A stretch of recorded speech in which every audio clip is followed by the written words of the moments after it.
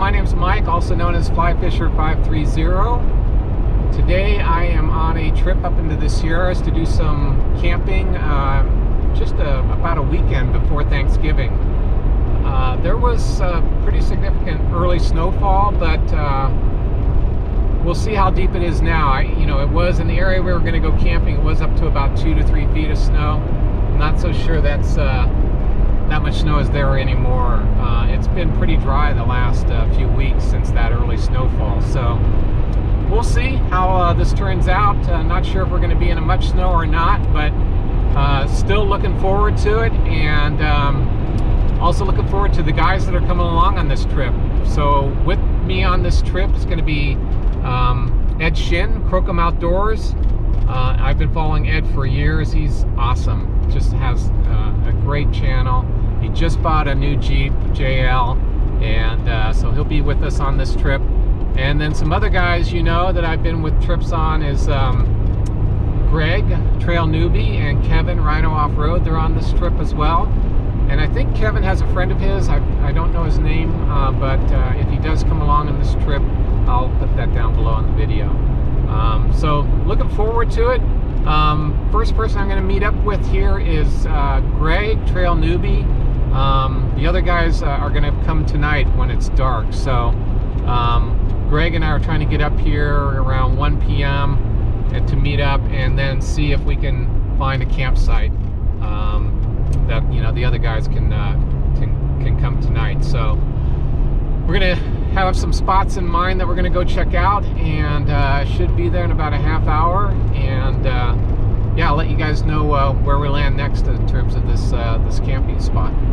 Stay tuned.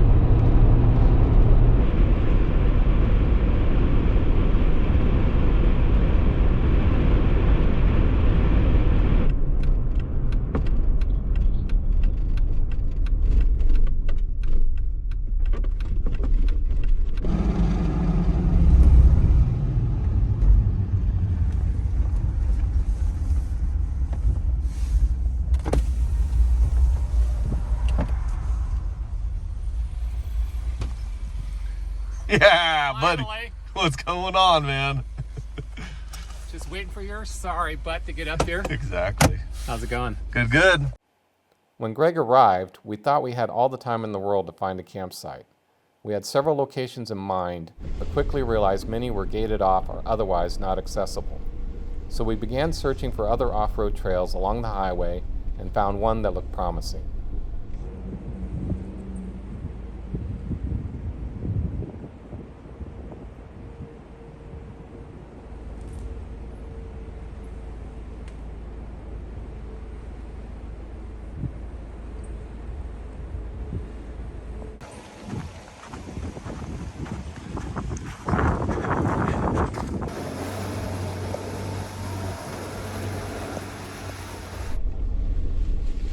Watch that branch so that it doesn't go through your back window.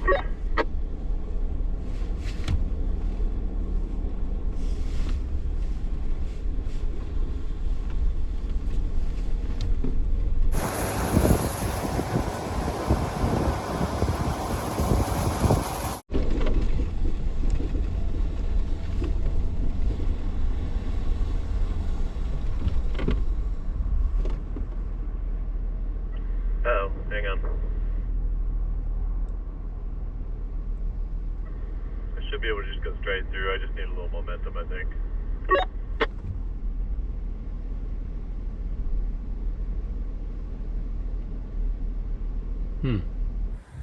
All right, guys. Well, we got a bit of a situation.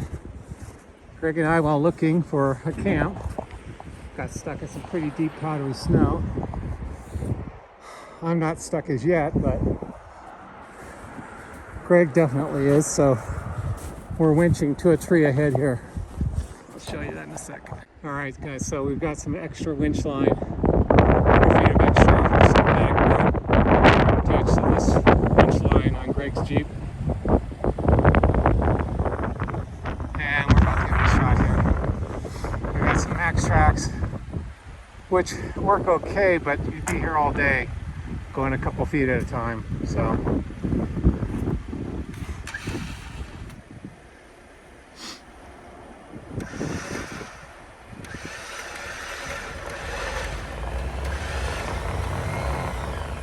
Are you in low? Yeah. Okay. There you go.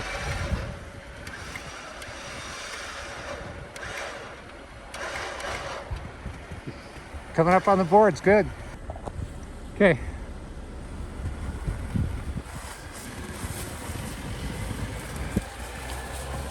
Made it.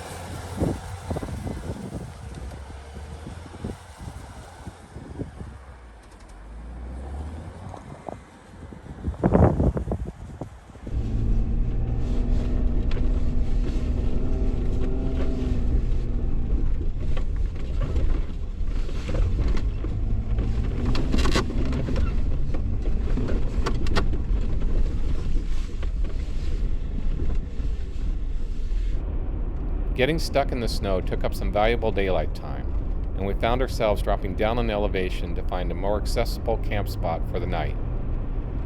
Greg did a great job of finding a nice level camping site just off the highway that would be easy for Kevin and Ed to find since they were coming later that night.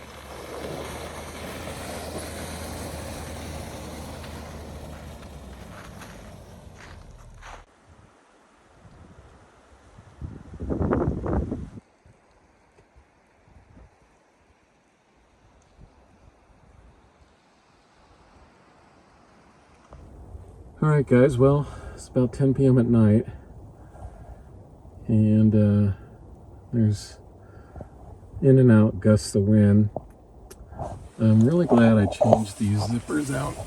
These were little metal holders on these zippers that would clank around in the wind, and these little, I don't know, plastic ones, I guess they are. So far seem to be holding up on a couple different trips I've had. So we'll see how long term those work, but they definitely are quieter. They don't clank around in the wind when the tent's sidewalls are flapping around. And then in the corner here I have my lithium cube and a little Cupid heater. This thing I'm not probably going to use unless I make really sure I've got all the bedding away from it. It's super dangerous if this, something really catch on fire. Plus, with carbon monoxide as an issue, really want to be careful. But what I do have that's working great is the lithium cube is powering this heated blanket right here. This is a heated blanket. Same one Ed Shin was using in his latest video.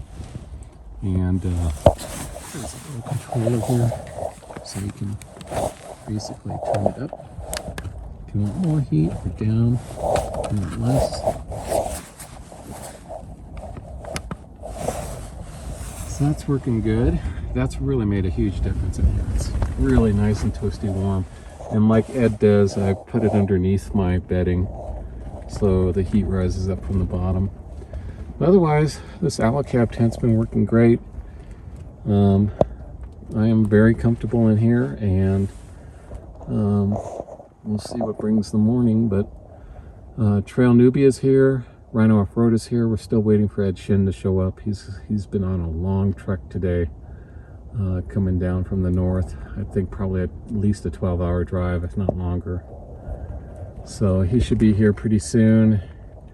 We're all basically going to be going to bed here and wake up in the morning and decide where we're going to go next up here in the snow.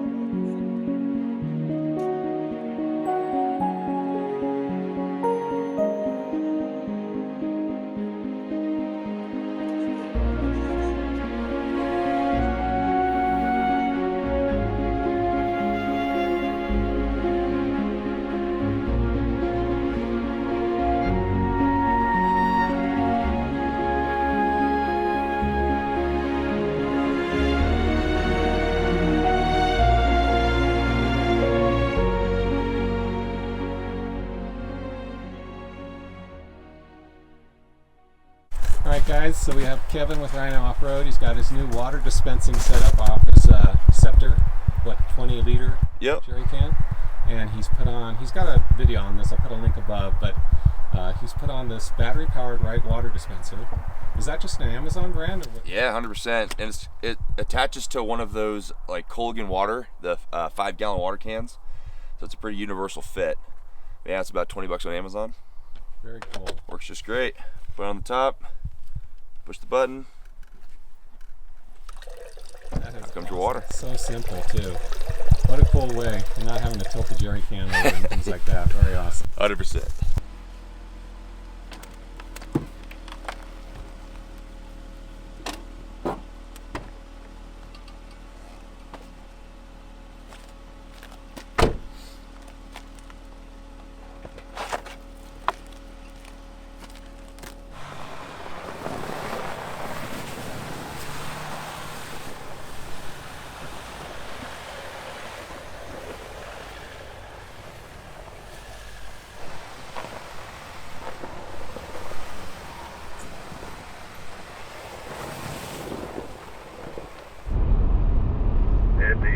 JK guys are wishing they had those halos in their headlights like me and you, man. They just dream about it.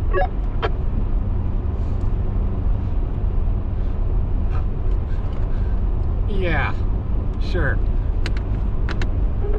You know what I dream about is a Jeep that isn't relying on electronics to work.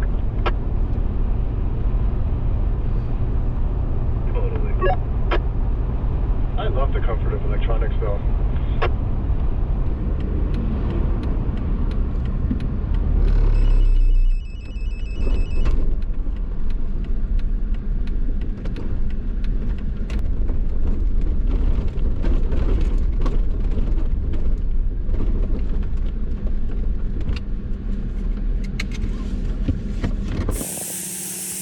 So right now, guys, we're just airing down our rigs. We're at the Trailhead, getting ready to go here.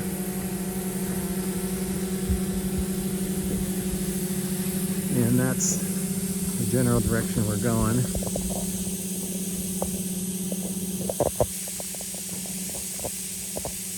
No, because your tires are just like clean. Totally clean. Yeah. Yeah. Funny when you've been out.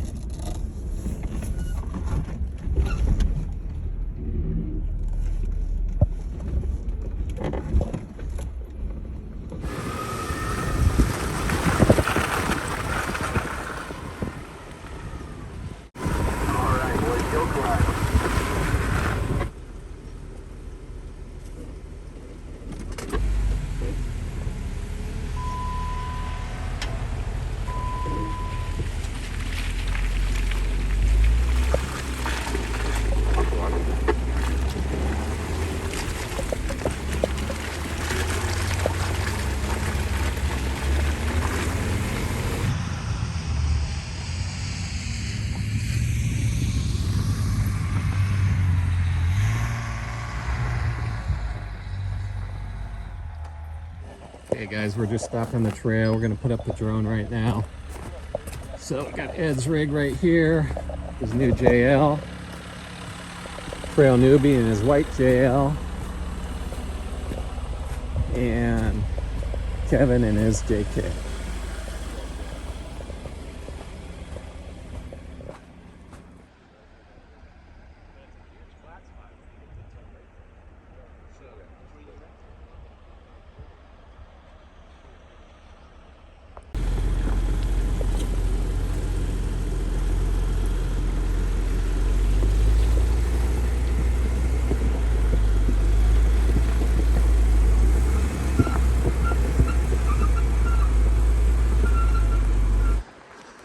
All right, you slipping and sliding or what?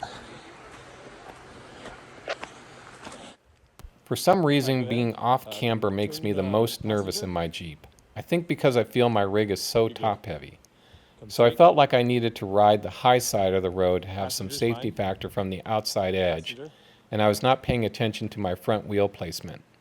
This is when you don't need to panic, and if someone is available to put eyes on the situation, it is best to do so, or get out of your rig and take a good look at what is going on. Thanks, Greg, for helping me get through this spot. You're going up too high. You're going up too high.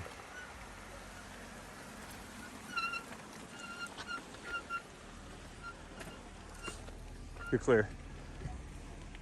So turn passenger, because you're turning up on the hill too high. So you need to come down passenger a little more even. There. Now straight, straight, straight. Perfect.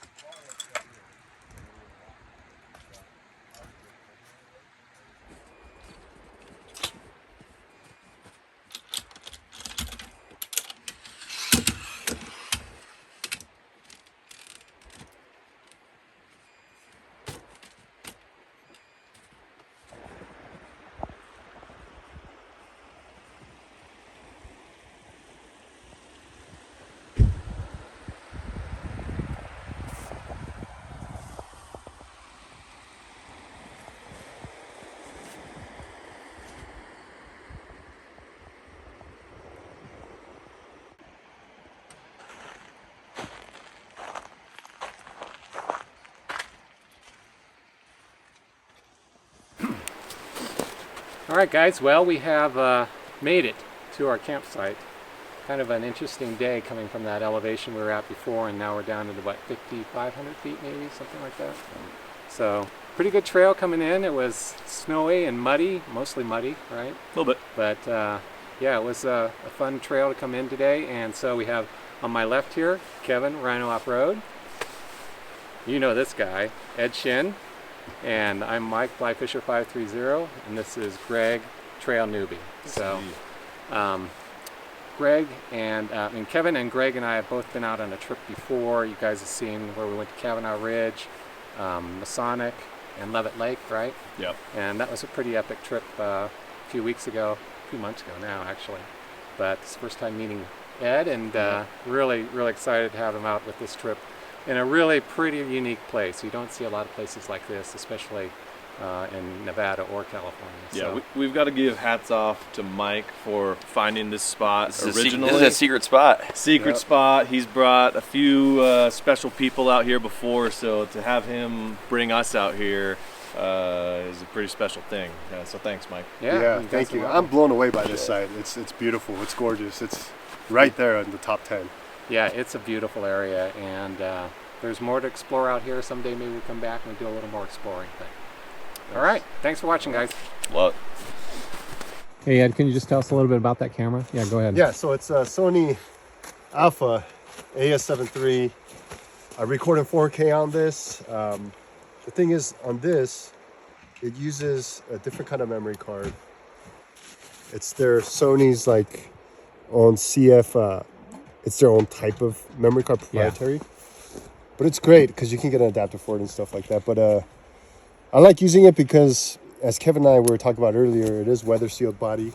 Yeah, that's nice. There's stabilization in the body, but the bad thing is the lens doesn't have stabilization, so I got to be extra careful when I do some shots.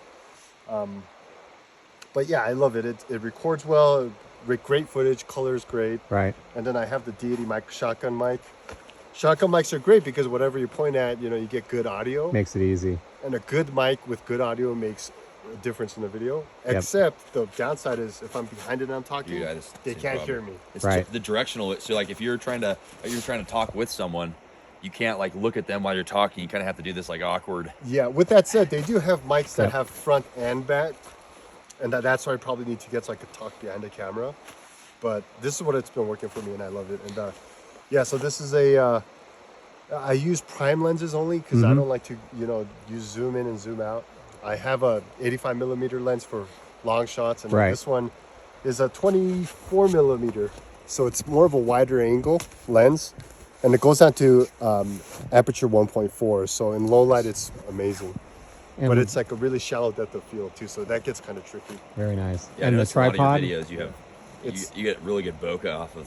Yeah. The background is almost always blurred. Looks good. That's why, that's why the 1.4, that's great for that. Yeah. And the tripod is a Peak Designs tripod. I actually, Gotcha. Jason was using this and I saw him use it, so I Had to get wanted it. to use Yeah. It looks Because really it's- nice. Excuse me, it's stable. Yeah. So it's great. I had another one, Manfrotto tripod before this, and it just broke real fast. Yeah. Very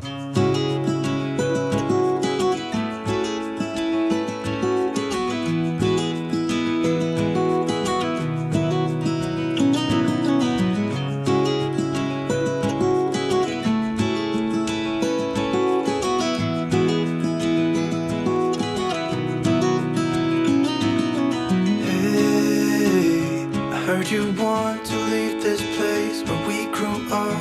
This old town, just put it all behind. Remember you and I would always find somewhere to hide when we were kids, so we could see and hear the water run. The river's gonna cry when you're gone.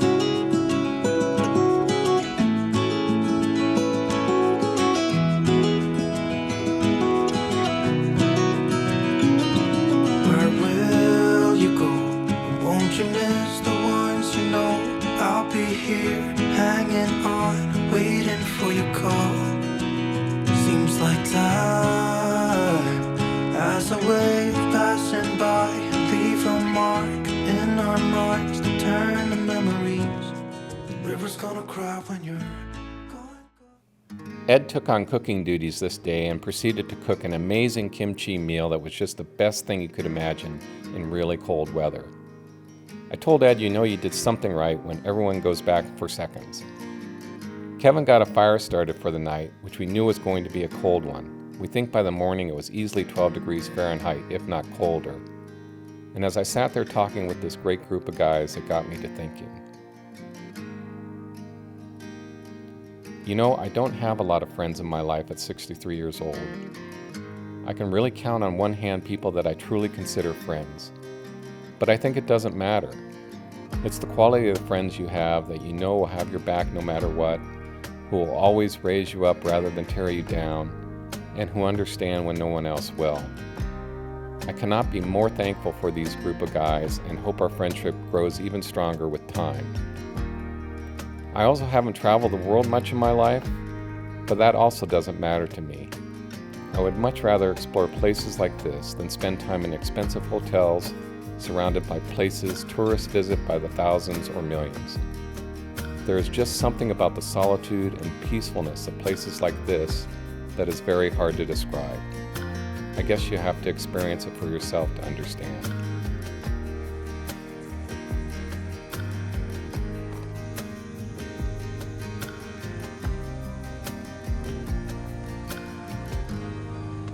Heading out of camp, we decided to take an alternate route back that would require 2 river crossings. We were not sure how deep the water was, but after Kevin had gone through, we definitely heard some bumping and scraping from underneath his rig, so we knew there was a potential of getting high-centered or damaging some undercarriage components. Since he was willing to cross first, we also attached some extra winch line to the back of his rig, just in case he got stuck and needed to be pulled out. However, all of us ended up making it through both river crossings just fine, including Ed with his stock Jeep, and we continued on our journey back to the highway.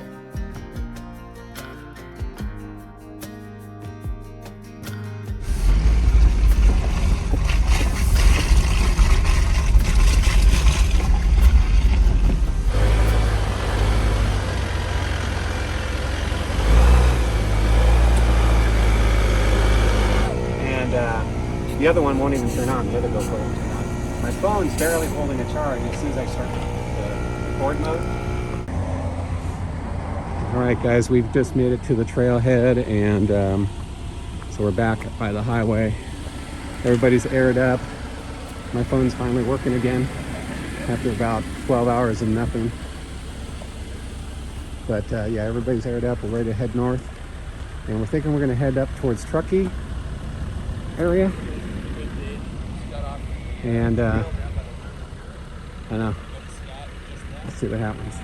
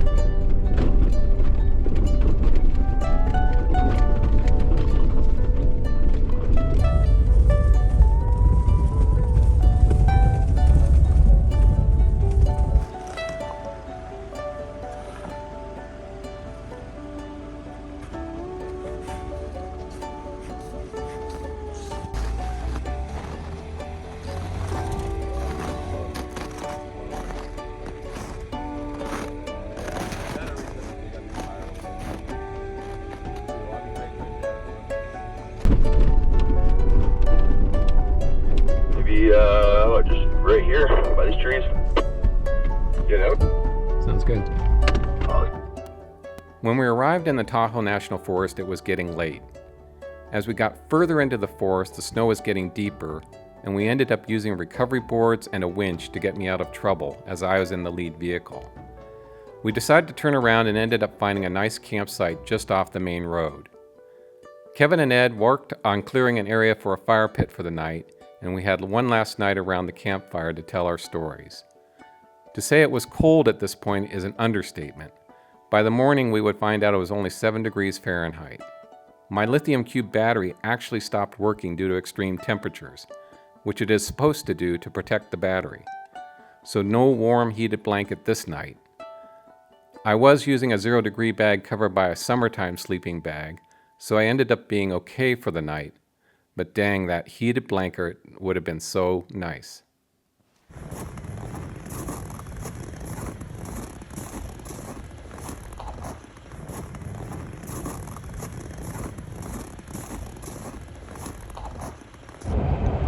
Well, it's the end of the trip, guys. We are all heading home. Ed Shin's heading up to Washington, and TrailNewbie and Rhino Off-Road, they're heading home to the south of southern portion of California, maybe central portion of California is a better description. Anyway, I'm heading home to my area in the foothills east of Sacramento. So, man, it was something else. 3 nights in some pretty cold weather, and man, I learned a lot.